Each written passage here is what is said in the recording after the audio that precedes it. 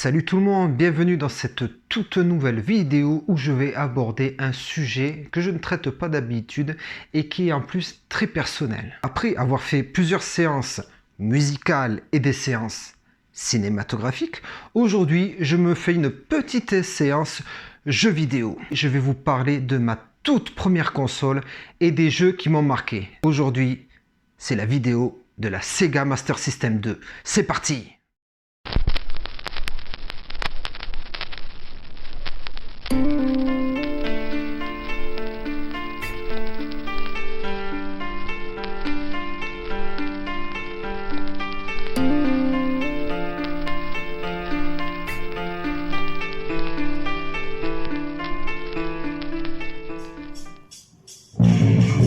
La console de Sega est sortie dans les années 90. Ah, les années 90. Le but pour Sega était de contrer le raz-de-marée dû à la sortie de la NES de Nintendo et de son jeu fétiche Mario. De ce fait, c'est un certain Alex Kidd qui devenait la mascotte attitrée pour le lancement de la console. La bonne idée des constructeurs japonais fut d'intégrer le jeu directement dans la console. Personnellement, je trouve l'idée excellente parce que quand on voit les prix des jeux vidéo à l'époque... Bref, la nouvelle mascotte était promise à un bel avenir. Sauf que... En 1991, Sonic chippa la vedette à notre héros aux grandes oreilles. Repose en paix, Alex. C'est moi, Maître Sega. Et ce petit excité, c'est Sonic. Master System 2 plus Sonic, Sega, c'est plus fort que tout. Noël 90, cette date est énormément importante pour moi parce que c'est tout simplement là où j'ai reçu ma toute première console de jeux vidéo. Alors pour les plus jeunes, il faut savoir que les jeux vidéo c'était super cher à l'époque et que c'était pas tellement accessible comme maintenant. Donc pour revenir au sujet, alors j'ai lancé ma première partie de Alex Kidd et là franchement ça a été le panard total. C'est beau, coloré, dynamique, et il y a un petit côté RPG que Super Mario Bros n'a pas du tout. L'avantage, c'est qu'il y avait énormément d'objets à utiliser, comme un bracelet pour lancer des espèces de boules de feu un peu triangulaires, il y avait une boîte aussi pour devenir invisible, il y avait un petit item pour voler, enfin voilà, il y avait tellement de possibilités dans ce jeu, franchement pour l'époque, c'était déjà pas mal.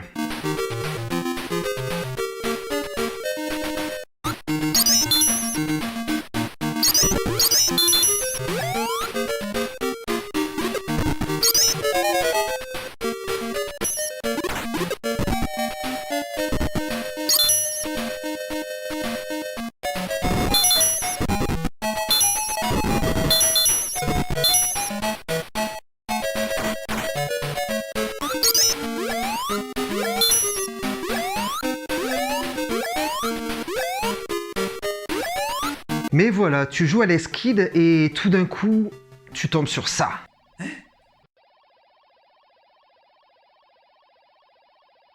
Qu'est-ce qu'il faut faire là? Oh, qu'est-ce qu'il faut faire? Qu'est-ce qu'il faut faire? Et le pire, la plupart du temps, ça se terminait comme ça.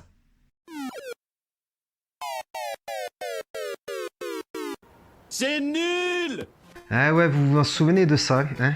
Et comme moi, vous avez sûrement dû essayer d'utiliser un stylo pour écrire toutes les combinaisons du jeu au fur et à mesure. Et franchement, c'était la galère au début. Parce que sachez qu'avant, il n'y avait pas internet ni rien. Donc pour les trouver, c'était pas évident. Fallait feuilleter tous les magazines, surtout les magazines qui voulaient nous filer l'astuce. Et surtout, à l'époque, les magazines étaient souvent filmés. Donc c'était pas facile de trouver la solution pour trouver, pour pouvoir avancer dans le jeu. Tout simplement, c'était vraiment galère.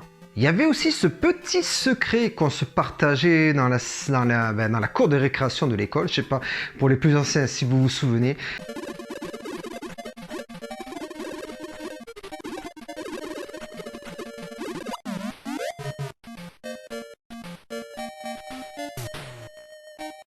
Alex Kidd est tout simplement ma rampe de lancement dans le jeu vidéo.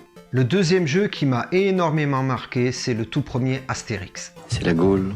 Qu'est-ce que j'ai pu m'éclater sur celui-là? Qu'est-ce que j'ai pu m'éclater, nom de Dieu? C'était super fun et en plus il y avait des passages secrets de partout, alors un peu comme le premier Mario, mais c'était différent. Il y avait une possibilité d'incarner Astérix ou Obélix. Alors en fait c'était juste manière de donner une difficulté au jeu, parce que c'est vrai que quand on prenait Astérix, le jeu était un peu plus simple. Obélix c'était pas évident, il y avait des passages qui étaient un peu plus difficiles, donc ça correspondait juste à un petit niveau de difficulté, voilà, tout simplement. Astérix, je pense que c'était le côté un peu facile, et à Obélix normal quoi. Mais dans tous les cas, ce qui est intéressant, c'est que les deux personnages avaient chacun leur niveau, c'est-à-dire qu'on ne pouvait pas faire les niveaux d'Astérix avec Obélix et vice versa.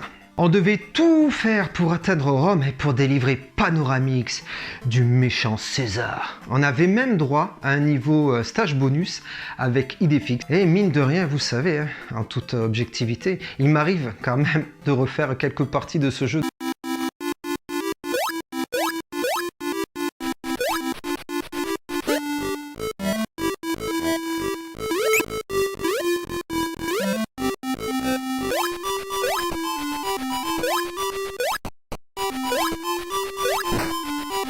Le troisième jeu est un jeu de mec musclé, enduit de crème solaire, musclé, les pecs en avant. Ouais, le côté un peu muscleur, les maîtres de l'univers. Ça tombe bien, j'adore ça. Je vous parle tout simplement de Golden Axe, qui est adapté de la borne d'arcade de l'époque. À l'époque, quand même, c'était osé, parce que la console de Sega elle fait que 8 bits. Rigolez pas s'il vous plaît. Elle ne fait que 8 bits et c'est vrai que pour porter un jeu comme ça sur une Master System, c'était pas évident. Mais bon, ils se sont bien débrouillés. Ça rame un peu par moment, on a des effacements de sprites logiques par rapport à la capacité de la console. Mais dans l'ensemble, bon, c'était quand même assez jouable. Pas évident, mais assez jouable et on va dire que c'est, oui, c'est sûr, c'est un des must de la console.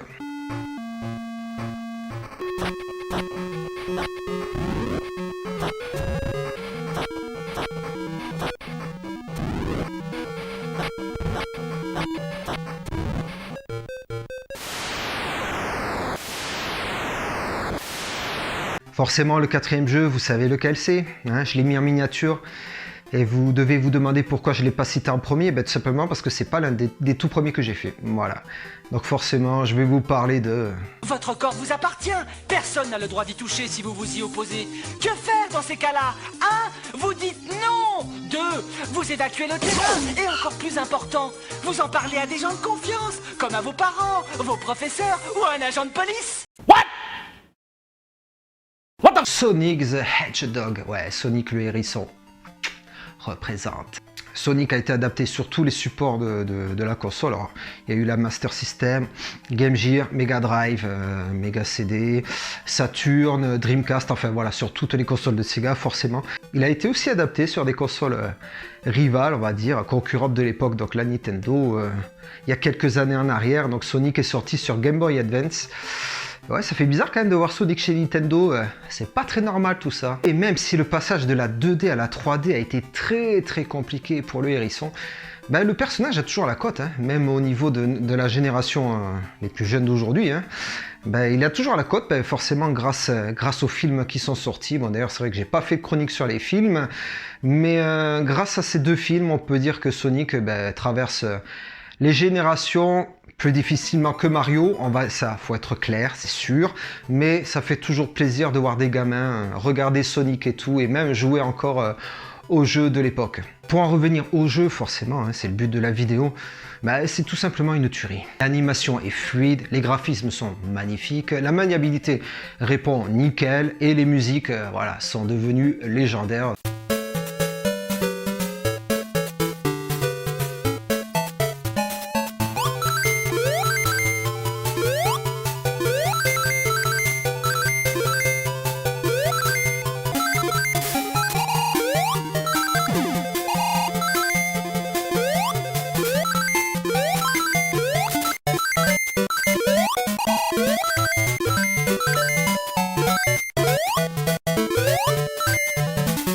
Si on doit continuer sur Sonic, Sonic 2 personnellement je ne me souviens pas l'avoir fait, mais celui dont je me souviens largement c'est Sonic Chaos ou Chaos, alors je sais pas comment on le dit. Le troisième Sonic sorti sur Master System, celui-là aussi, celui-là m'a marqué par contre.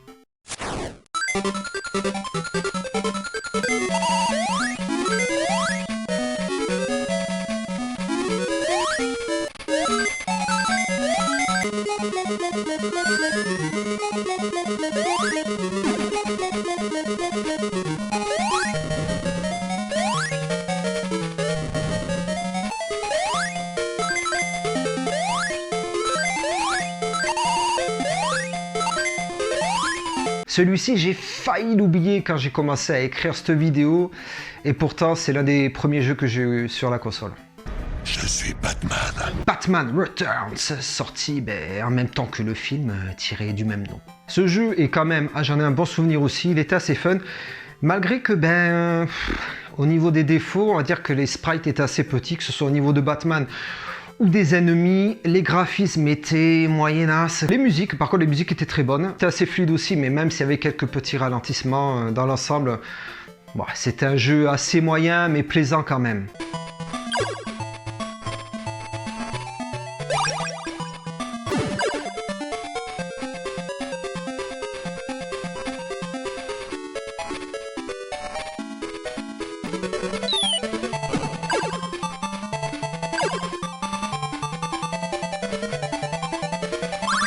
La subtilité de ce jeu, c'est qu'en fait, le grappin était hyper compliqué au début à manier. Il fallait vraiment gérer correctement sur les plateformes, parce qu'à certains niveaux, il y avait des plateformes qui étaient un peu décalées, donc il fallait se fixer carrément à la pointe de la plateforme. Hein, vous vous souvenez, ceux qui ont fait le jeu, hein, vous vous souvenez de ça, qu'il fallait appuyer plusieurs fois pour le grappin, donc...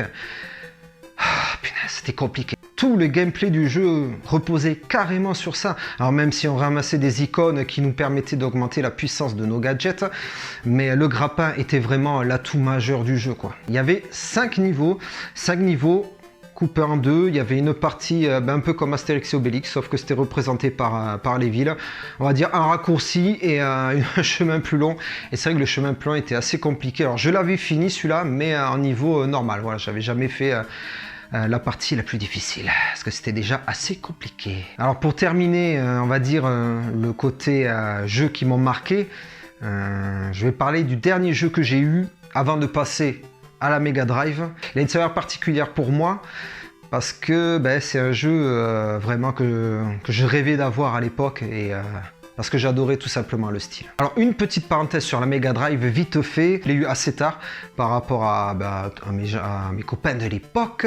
Je l'ai eu, on va dire, je crois 1 an avant la sortie de la PlayStation. C'est-à-dire qu'en gros, moi quand je continuais à jouer à Sonic ou Astérix sur Master System, j'avais les copains, ils jouaient à Street Fighter sur Super Nintendo, Mario forcément.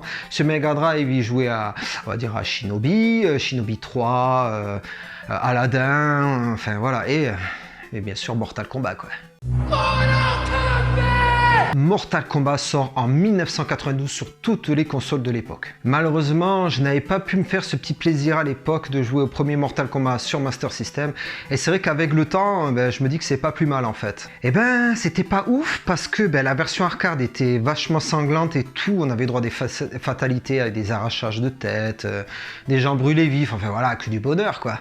On n'y avait pas droit, tout simplement parce qu'à l'époque, les grandes instances de l'époque ont tout simplement dit que c'était trop violent.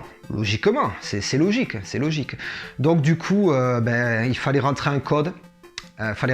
Tout simplement, que ce soit sur Mega Drive, Super Nintendo, Master System, Game Gear, je sais plus, Game Boy non plus, je sais plus. Mais bon bref, il fallait rentrer un code un petit peu pour avoir un minimum de sensations. Et ouais, tout ça parce qu'on pensait que les jeunes de l'époque allaient devenir des vrais psychopathes.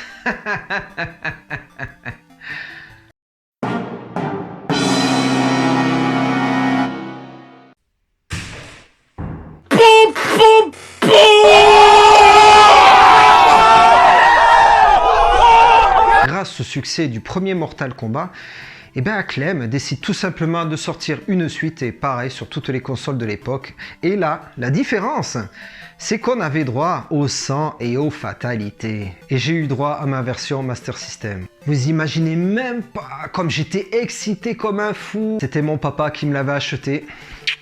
Alors au niveau du gameplay, ça ramait un peu ça, mais par rapport au premier Mortal Kombat sur Master System que j'ai essayé bien des années après, vraiment, quand il y a eu les émulateurs et tout, franchement, le premier Mortal Kombat sur Master System, c'était mou du slip, quoi.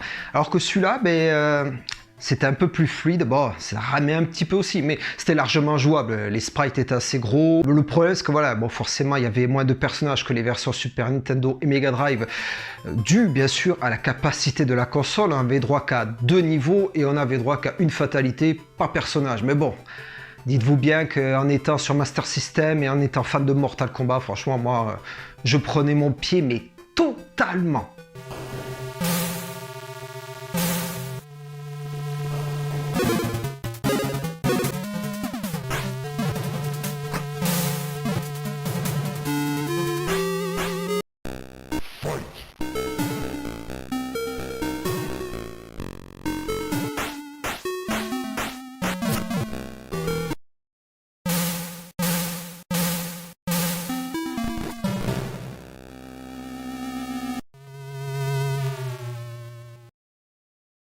Alors c'est vrai que maintenant rejouer à Mortal Kombat 2 sur Master System avec une manette assez petite, qui a du mal on va dire à gérer les puissances, c'est pas évident. Niveau gameplay, ça pique et on est largement passé à autre chose. Pour terminer cette vidéo, je vais vous mettre tout simplement des extraits d'autres jeux que j'ai fait qui m'ont marqué également mais avec lesquels moi je n'ai pas une histoire quelconque à raconter.